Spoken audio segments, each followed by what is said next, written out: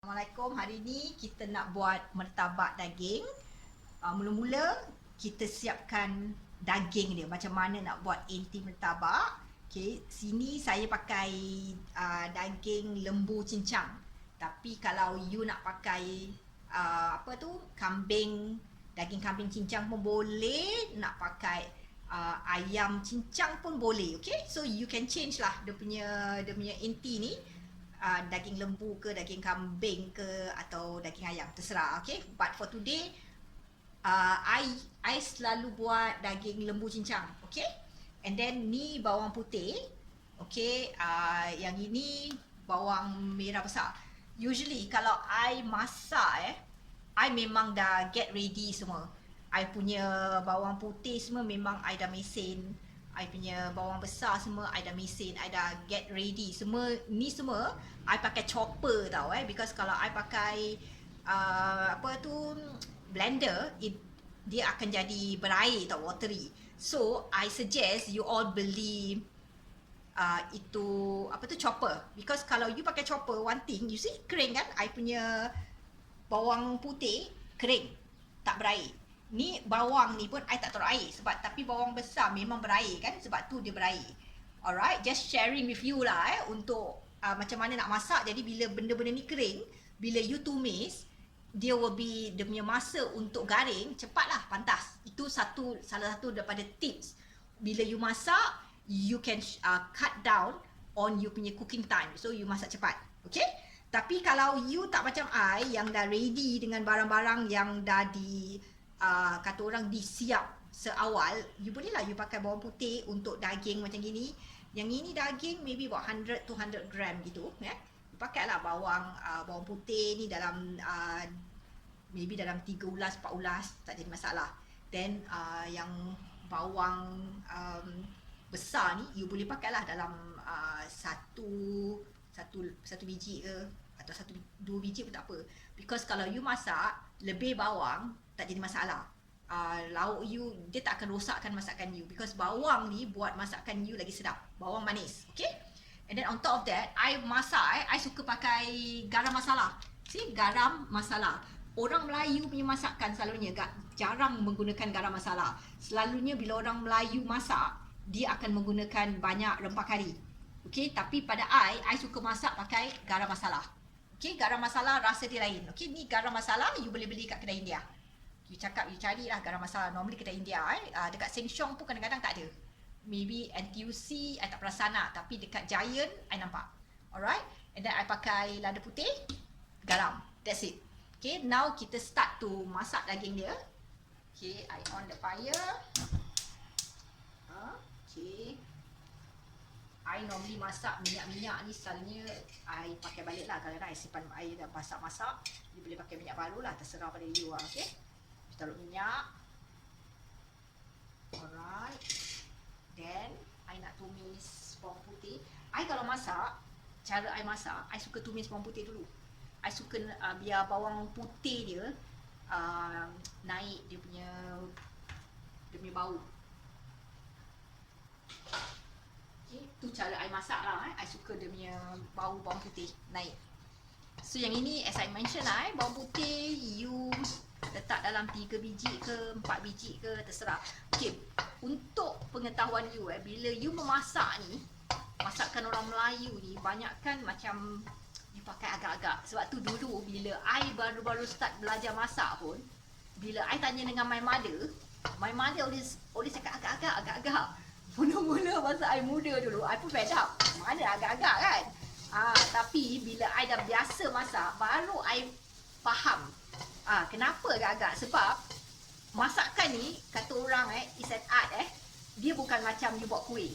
Kalau macam you buat kek ni, kalau you buat kek you kena ikut dia punya measurement exactly. Kalau tak, kek you tak menjadi. Tapi masakan ni berbeza Masakan ni requires a lot of practice. Bila you dah selalu masak, you akan tahu macam mana nak agak, and masakan you akan jadi bertambah sedap. Alright, so bila I masak, memang as I mention, I suka tumis bawang putih. I suka bawang putih dia naik bau, jadi wangi. Bila bawang putih I dah wangi macam brownish baru I taruh bawang. Memang I masak, cara I masak macam itu. Tapi kalau you nak campur pun okey. Kalau you nak campur sebab bawang putih dengan bawang, up to you lah, pun boleh. Tapi I rasa benda ni lagi naik bau, lagi sedap lah masakan.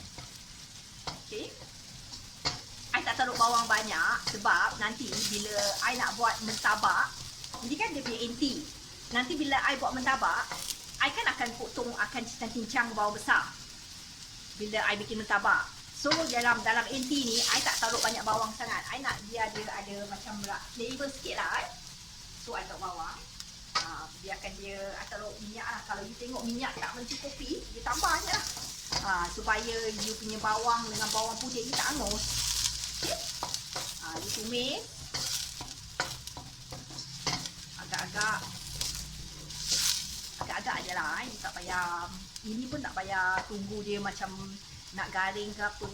Tak macam kalau you goreng cili kering. Kalau you masak ada cili, you kena tumis dia sampai pecah minyak, sampai garing. Sebab nanti kalau tak, cili you maung. Tapi ni tak ada cili, so tak, it's okay lah. Now, I taruhkan lada putih. Lada putih up to you lah. I suka juga taruh lebih-lebih. Okay, agak-agak je lah, agak-agak gitu. Okay, as I said lah, masakan I ni banyak agak-agak. Bila you dah biasa masak, you akan tahu agak. Alright. Lepas tu, you taruhkan garam masala. Garam masala ni agak-agak biar dia terasa garam masala lah. Ni I pakai cubit kecil. You taruh lebih pun tak apa. Dia jadi bau garam masala. Jadi masakan ni sedap sikit. Alright. Taruh garam masala. Bila you masak, you akan bau dia punya rempah garam masala tu. Bau dia harum, bau dia sedap. Dia punya bau berbeza daripada rempah kari, okay? Now dah gini, alright, you boleh taruh dia punya daging. Just put in the daging. Kasih dia punya, nanti daging cincang dia masak. Okay, then you boleh taruh garam lah. Garam agak-agak lah, kalau tak cukup nanti, you rasa lah. I taruh agak-agak je.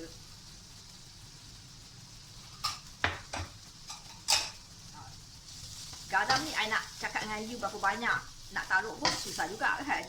Sebab dia depend on berapa banyak daging you. Nanti bila you dah masak tu, you rasa lah cukup tak garam you. Kalau misalnya you rasa macam you punya garam masala kurang ke apa, you boleh tambah je, tak kisah. You boleh just add on your garam masala, rempah tadi, garam masala kat dalam daging you. Okay, you boleh add. Bila dia nak masak, you add this is okay. Because rempah garam masala kan dah kering, dia kan dry. Dia kan, you can just add on je, tambah je. Okay, ni I nak kasih dia kering. Alright. Biar sampai dia kering, I besarkan api sikit lah. Alright. You masak. Okay, sampai dia kering. You off dulu. Ya. Sampai dia kering Alright. Gini dia dah nak menjadi. You nampak kan? Sampai dia kering lah. You bikin once dia dah kering, bermakna dia dah masak. Lepas tu you rasa lah. Make sure you punya garam masala rasa, garam rasa.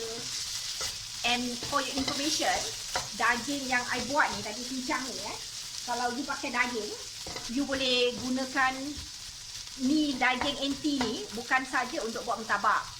You boleh gunakan dia untuk bikin roti john dan juga untuk bikin talam lauk. Okay? So going forward nanti akan datang, I akan tunjukkan you macam mana nak bikin roti john dan macam mana nak bikin talam lauk. Okay? But for today, the same enti ni, as I mentioned, can be used for several purposes. But today kita tunjukkan macam mana nak buat mentabak daging. Alright? Okay, nanti ni daging dia dah siap. We can off. The next step, kita nak tunjukkan you macam mana kita nak buat dia punya dough for the mentabak. Alright? Okay, stay tuned. Alright, sekejap lagi. Okay.